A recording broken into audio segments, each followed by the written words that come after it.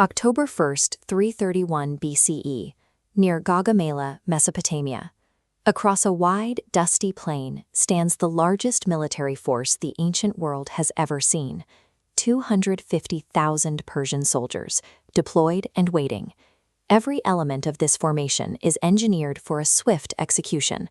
200 chariots with blades fixed to their wheels wait at the front, flanked by Indian war elephants positioned to shatter any infantry formation before the fighting even begins.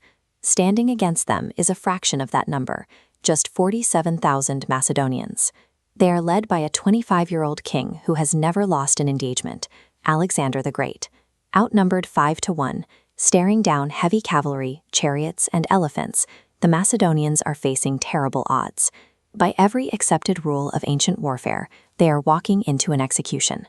Alexander operated on a specific tactical doctrine. Instead of fighting a war of attrition to grind down an enemy army man by man, he looked for the opposing commander to break the head of the snake. He had already proven the effectiveness of this strategy at the Battle of Issus by launching a direct, reckless cavalry charge straight at King Darius III. Alexander forced the king to abandon his army and flee for his life. Darius learned from that defeat. For this rematch, the Persian king selected the ground at Gaugamela, a massive flat dirt plain leveled to offer zero protection. This terrain creates a lethal trap. If Alexander charges directly, the vast Persian numbers will simply fold around him. If he holds his ground, he is flanked and crushed. To reach the king, he has to manufacture an opening that does not exist. Parmenion holds the Macedonian left. Alexander's cavalry takes the right. Instead of advancing straight, Alexander's entire formation drifts diagonally right. Alarmed, Persian commander Bessus extends his left wing to match. This stretches the Persian line, pulling units away and fraying Darius's center. By using his smaller army as bait, Alexander forced a vastly superior imperial machine to overextend and compromise its own structural integrity. Recognizing the danger, Darius attempts to halt the drift. He unleashes his scythed chariots and war elephants, thundering straight into the Macedonian center.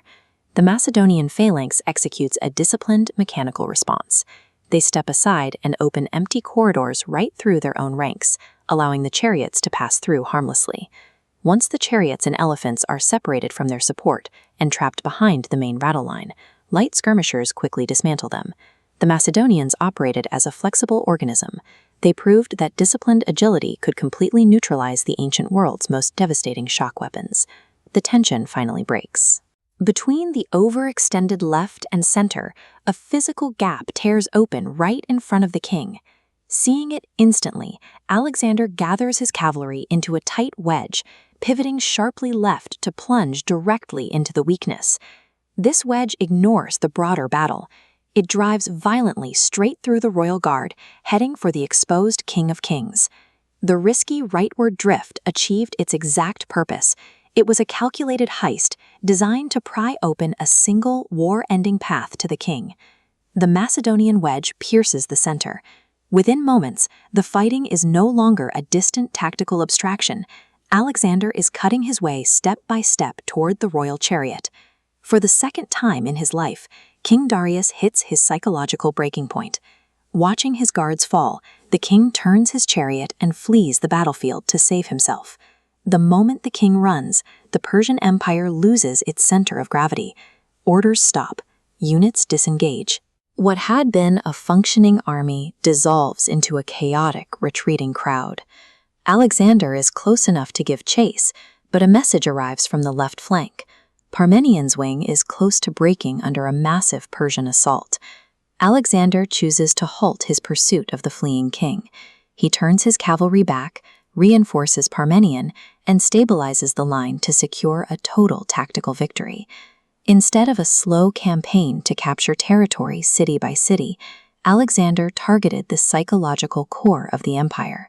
He weaponized the vulnerability of its leader to dismantle a superpower's entire command structure in a single afternoon.